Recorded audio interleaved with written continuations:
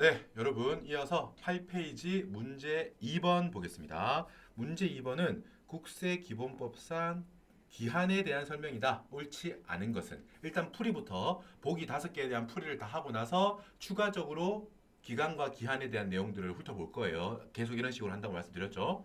1번 세법상의 신고 납부 기한이 공휴일이나 대체 공휴일에 해당하는 때에는 그 다음 날을 기한으로 한다. 맞는 표현이고 요거 정답을 찾아갑니다. 해설을 찾아갑니다. 뒷페이지 찾아볼까요? 자, 끝에 보라색 번호 찾으라고 했죠? 1번 요게 해설입니다. 자, 기한의 특례 부분입니다. 신고 등의 기한이 공휴일 등인 경우 국세기본법 또는 세법에서 규정하는 여러분 문제 1번에서 제가 말씀드렸죠? 왜 이렇게 표현하죠? 자, 국세기본법에서 말하는 세법에는 국세기본법 자기 자신은 포함하지 않기 때문에 만약에 우리가 어떤 거에 대한 규정을 할 때 논리적으로 구멍이 없으려면 어떻게 말해야 맞다? 세법은 물론이고 세법 안에 포함되어 있지 않은 국세기본법에서도 기한은 이렇게 규정한다. 이렇게 논리적으로 말해야 될 거 아니에요. 그래서 이렇게 한다고 말씀드렸어요.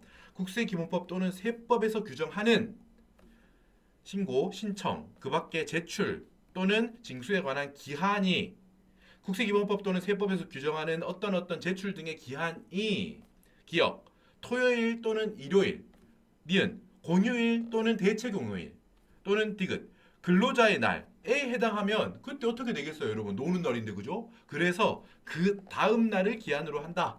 세법에서 국세기본법에서 이때까지 내세요라고 했는데 몇 월 며칠 봤더니 그때가 노는 날이야. 그럼 어떻게? 당연히 그 다음 날까지 내면 되는 걸로 자연스럽게 해야겠죠. 당연히. 맞는 말입니다. 1번. 그래서 맞는 말. 2번. 납세자가 신고와 관련된 기한을 연장하고자 신청한 경우 관할 세무서장은 당해 기한 연장 사유가 소멸한 날로부터 9개월을 넘지 않은 범위에서 이를 연장할 수 있다라고 했고 이게 틀린 건데 가만히 생각해 보면 뭐가 이상하다 싶으실 거예요. 어디가 틀렸냐 볼게요. 자, 2번 정답을 찾아갑시다. 2번 여기 있죠? 여러분 이런 식으로 공부하시라고요. 넘버링 찾아가지고 2번의 해설은 여기구나 공부합니다. 자, 기한 연장은 3개월 이내로 하되 나 신고하기 좀 어려워. 납부하기 좀 어렵습니다. 저 늦게 내면 안 될까요? 늦게 신고하면 안 될까요? 라고 납세자가 신청을 했을 때 이 기한 연장은 기본적으로 3개월 안에서만 연장해 줍니다.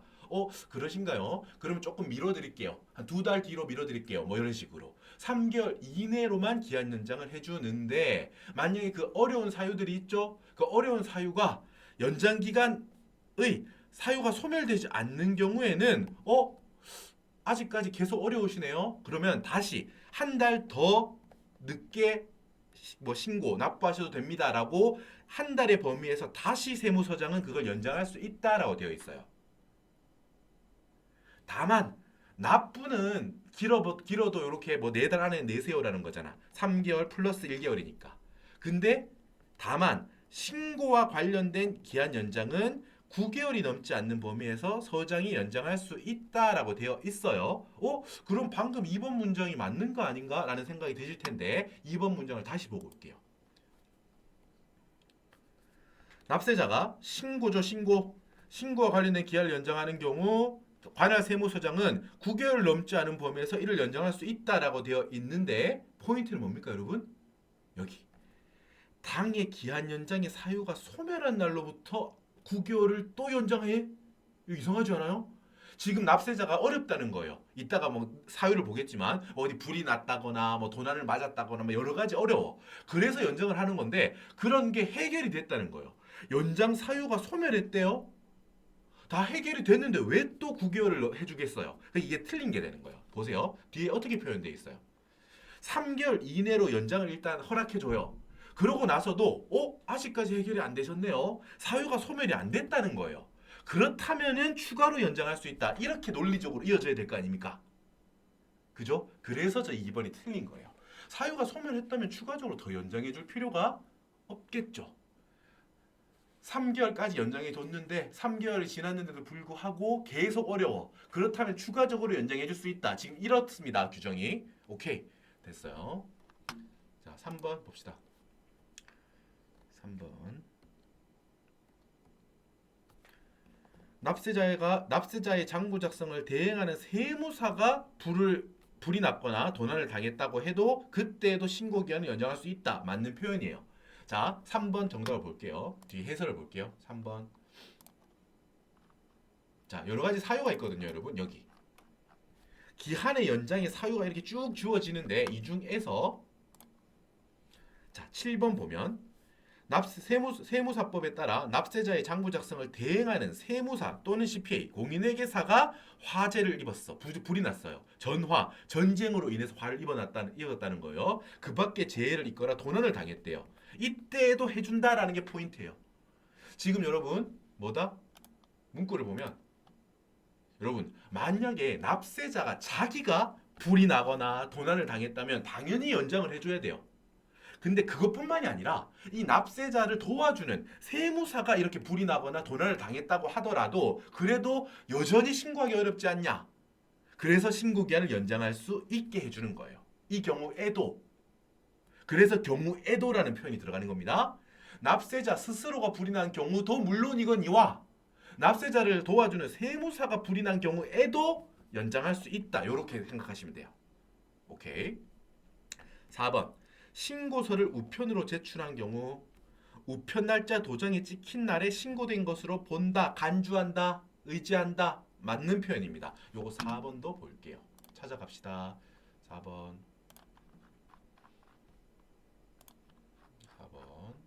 자, 10페이지에 있죠? 4번 정답 찾습니다. 우편 제출. 자, 위에서부터 볼게요. 기본적으로 여러분 서류 제출을 하는 건 언제 효력이 발생하냐라면 일반적인 서류에 의한 의사표시, 내가 서류로서 내 의사를 표시하는 거예요. 뭐 신고를 하거나 제출하거나 할 때 그거에 대한 효력은 언제 발생하나? 상대방한테 이게 도달한 날에 발생하는 게 기본입니다. 상대방이 알아야 될 거 아니에요.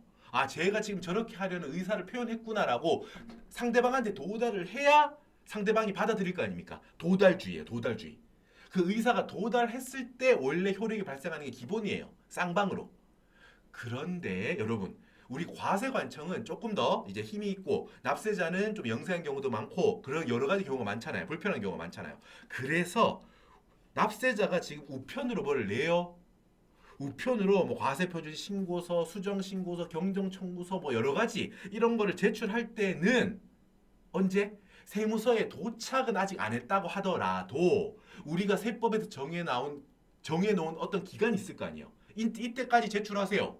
예를 들면 소득세라고 하면은 5월 31일까지 꼭 신고를 하세요라고 하는데 이 소득세 신고를 우편으로 했는데 신고서를 우편함에 넣었는데 우편법에 따른 우편 날짜 도장이 5월 30일에 찍혀 있대요. 그런데 세무서에 도착은 6월 3일에 했대요. 이런 경우 있을 수 있겠죠. 되게 많겠죠. 그렇다면 어떻게 하겠어요? 우리 야 세무서한테 도달을 안 했잖아. 도달주의가 원칙이니까 너 늦게 신고한 거야 라고 하면 납세자한테 너무 가혹하다는 거예요. 그래서 일반적으로는 뭘 제출할 때는 도착을 해야지 효력이 발생하는 게 기본인데 자 납세자가 낼 때는 어떻게? 발신주의 특례. 발신주의. 언제 보냈냐? 발신을 언제 했냐? 지금 우체국에 가서 도장 찍은 날 있죠. 5월 30일 찍은 날. 이때 정상적으로 5월 31일 전에 지금 신고까지 들어온 걸로 보겠다라는 거예요. 됐죠? 그래서 4번이 맞는 표현이라는 거예요. 원래는 엄격하게 말하면은 도달해야지 효력이 발생하는 게 도달주의인데 납세자의 편의를 봐서 신고서를 납세자가 우편으로 제출한다면은 5월 30일에 우편 날짜 도장이 찍혀 있대요. 그러면 실제 세무서에 도착은 6월 2일에 늦게 했다고 하더라도 5월 30일 찍힌 날, 도장이 찍힌 날에 세무서에 신고까지 된 걸로 본다, 의지한다고요. 왜 의지한다는 표현을 써요? 실제로는 6월 2일에 도착했잖아요. 하지만 늦었지만 늦지 않은 걸로 봐주겠다, 봐버리겠다, 의지하겠다, 간주하겠다 이 말이에요. 됐죠? 4번 맞는 표현입니다. 자, 됐고요. 5번 보겠습니다. 5번. 신고 납부 기한 이래 정보통신망이 정전 등으로 가동이 정지되었다. 그래서 전자신고 납부를 할 수 없는 경우라면은 장애가 복구되어 신고 납부할 수 있게 된 날의 다음 날까지를 기한으로 한다. 맞는 표현이고 요거 확인할게요. 5번. 홈택스, 국세정보통신망 등이 장애로 가동이 정지됐대요. 5월 31일까지 소득세 신고해야 돼가지고 부랴부랴 막 열심히 막 컴퓨터 홈택스 하고 있는데 갑자기 국세청 홈택스가 망이 정지됐대요. 오류가 났대요. 막 이래가지고 신고를 못했대요. 근데 예를 들어가지고 한 6월 2일쯤에 국세청에서 6월 2일에 문자가 왔다는 거예요. 아, 우리 홈택스 이제 고쳤습니다. 라고 했다는 거야. 여러분 이때 보세요. 국세정보통신망의 가동이 정지됐대요. 장애가 복구되어 신고 또는 납부할 수 있게 된 날. 지금 이게 언제라고? 지금 제가 예를 들었다면 6월 2일인 거예요. 6월 2일에 문자 보내고 야 6월 2일 오늘까지 무조건 해. 늦으면 하루도 안 봐줘. 이러면 너무 또 가혹하잖아요. 그래서 장애가 복구된 날의 다음 날까지 신고하시면 돼요. 요게 포인트입니다, 여러분. 요거 다음 날까지 봐주는 게 포인트예요. 시험에 장애가 복구되어 신고할 수 있게 된 날까지를 기한으로 한다. 이러면 틀린 거예요. 낯설한테 너무 가혹하잖아. 그죠? 6월 2일에 내가 오후에 뭔가 일을 보고 바빠. 출장 가 있어. 내가 뭐 딴 거 못해요. 근데 문자 와가지고 야 죄송합니다. 5월 31일까지 그때 홈택스 하려고 했는데 우리 고장으로 못하셨죠? 지금 오늘까지 무조건 하세요라고 하면 좀 가혹하잖아요. 넉넉하게 드리지 못하지만 자 오늘 저희가 고쳤거든요. 내일까지는 해주세요. 그렇습니다. 다음 날입니다. 복구가 된 날의 다음 날까지를 새로운 소득세 신고 기한으로 하는 거예요. 정상적인 기한으로 보는 거예요. 됐죠? 자주 나오는 거니까 잊지 맙시다. 잘 봐둡시다. 자 이렇게 해서 이번에 기출됐던 문제는 풀었고 추가적으로 공부를 또 하겠습니다. 학습을 할게요. 언제든 나올 수 있다. 기존에 많이 나왔다. 그리고 그런 애들을 봅니다. 일단 여러분 기간이란 뭐예요? 어느 시점에서 어느 시점까지 계속된 시간, 어떤 길이를 말하는 거죠. 이 안에 해라는 거고 기한은 우리가 기한 언제까지는 꼭 하세요. 언제까지 이걸 말하는 거예요. 법률 행위의 효력 발생, 소멸이나 채무 이행을 위해 정해진 일정한 시점 언제까지는 꼭 소득세 신고를 해주세요. 이런 거 기한이죠. 기한. 내용을 봅시다. 문구 위주로 보시면 돼요, 여러분.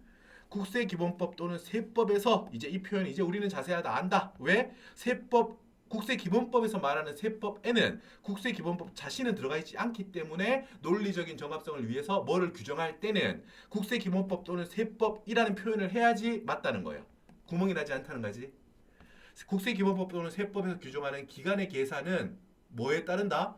국세기본법 또는 세법의 특별한 규정이 있는 것을 제외하고는 일반적으로는 민법에 따른다. 이게 무슨 말이에요? 일단 기간의 계산은 민법에 따른다는 거예요. 민법에 정해져 있는 거를 따라서 한다는 거예요, 세법이. 근데 만약에 세법에서 국세기본법에서 별도의 규정이 필요해서 별도로 규정했다면은 그걸 따른다는 거지. 별도의 규정이 없다면은 일반적인 민법에 따른다 이 말입니다. 오케이. 기산점 시작하는 날이에요. 언제부터 셀 것인지. 예를 들면 30일 동안 30일 안에 뭐를 해라고 하면 우리가 1일, 2일, 3일, 4일 이렇게 세야 될 거 아니에요. 첫날을 언제부터 셀 것인지라는 거예요. 기간의 초입은 산입하지 않는다. 초일 불산입의 원칙이다. 이런 것들 한번 봐두시면 됩니다. 만료점 30일이라고 하면 30일이 되는 거를 언제로 볼 것이냐라는 거예요. 기간을 며칠, 몇 주, 몇 월, 몇 년으로 정할 때에는 그 기간 말일의 종료로 기간이 만료한다라는 거야. 볼게요. 3월 4일로부터 10일이라고 하면은 기산일은 어떻게? 3월 5일이 됩니다. 왜? 초일 불산입이니까요. 3월 4일부터 10일간이라고 하면 어떻게? 첫날인 3월 4일은 불산입합니다. 초일 불산입의 원칙이니까. 기산일은 언제부터 카운팅하나요? 언제부터 세나요? 초일의 다음 날. 초일은 불산입되니까 그날은 세지 않고 다음 날인 3월 5일부터 계산을 시작합니다. 그래서 10일간 하면 만료일은 5일, 6일, 7일, 8일, 9일, 10일, 11일, 12일, 13일, 14일 3월 14일 됐죠? 만료일은 3월 14일입니다. 만약에 기간의 말일이 토요일 또는 공휴일에 해당하면은 이것도 다음 날로 해야겠죠. 노는 날 뭘 할 수 없잖아요. 기간을 만약에 주, 월, 연으로 정한 때에는 역에 따라 계산한다. 이 역은 달력을 말하는 거예요. 달력. 일수로 환산하지 않고 계산한다는 거예요. 그 달이 짧다고 뭔가 문제 삼지 않는다는 거예요. 예를 들면 2월은 2월 28일까지밖에 없는데 혹은 29일까지밖에 없는데 다른 달에 비해서 짧은 거 아닌가요? 그렇게 하면 좀 이상하지 않나요? 문제 삼지 않는다고요. 2월도 한 달로 친다고. 그 말이에요, 이거. 6월 30일부터 두 달이라고 해볼게요. 기산일은 언제? 6월 30일은 치지 않아요. 초일은 불산입하니까. 다음 날인 7월 1일부터 카운팅을 합니다. 두 달 카운팅 어떻게 한다? 7월, 8월. 그러니까 8월 31일이 두 달이 되는 그 기한이 된다고요. 이런 식으로 체크합니다. 만약에 주, 월, 연의 처음으로부터 기간을 계산하지 않는다면은 최후의 주, 월, 연에서 그 기산일에 해당하는 날의 전일로서 기간이 만료합니다라는 거예요. 만약에 예를 보셔야 돼요. 여러분 예를 보셔야 돼요. 이거는 5월 15일부터 두 달이라고 하면 기산일은 초일의 다음 날인 5월 16일부터 계산하고 두 달이라고 하면 어떻게? 지금 처음부터 기간을 시작하지 않았죠. 5월 1일부터 계산하지 않았잖아. 그렇기 때문에 언제? 7월 16일의 전일. 요렇게 두 달이 되면 7월 16일이 두 달이잖아. 이거의 전날. 만료일은 7월 15일로 한다 이 말이에요. 됐죠? 최후의 월에 해당하는 일이 없을 때는 어떻게? 그 월의 말일로 기간이 만료한다. 요것도 예를 봐야 돼요.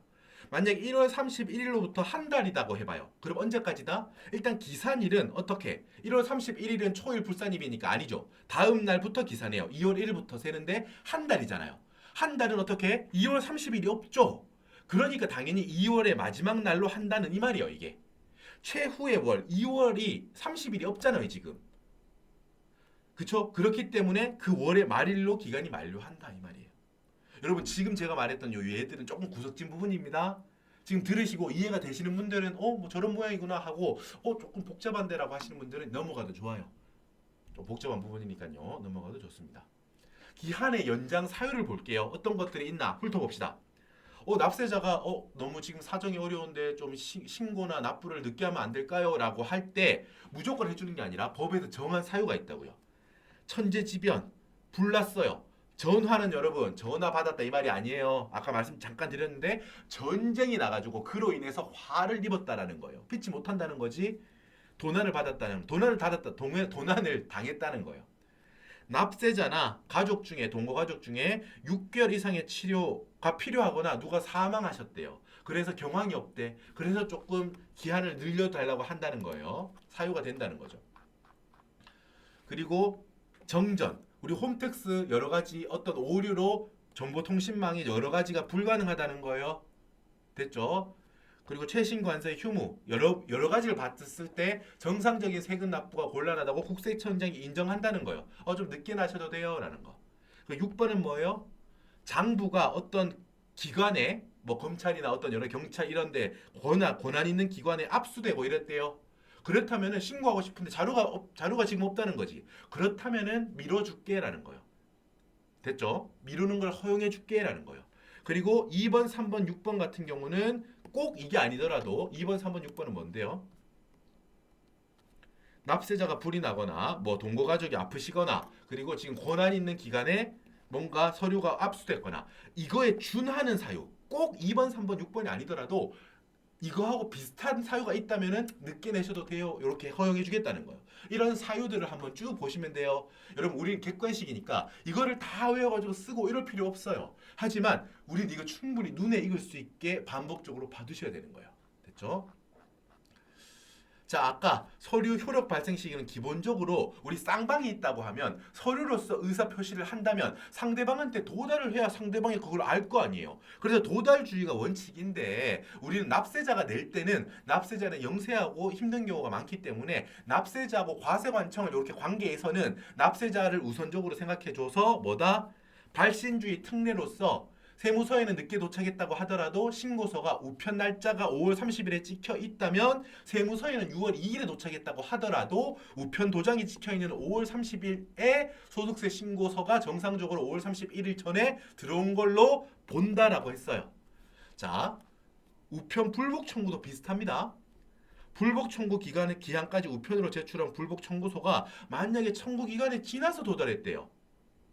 그렇다고 해도 기간의 만료일에 적법한 청구를 한 걸로 보겠다라는 거예요. 왜? 불복 청구 기한까지 우편으로 제출은 했잖아요.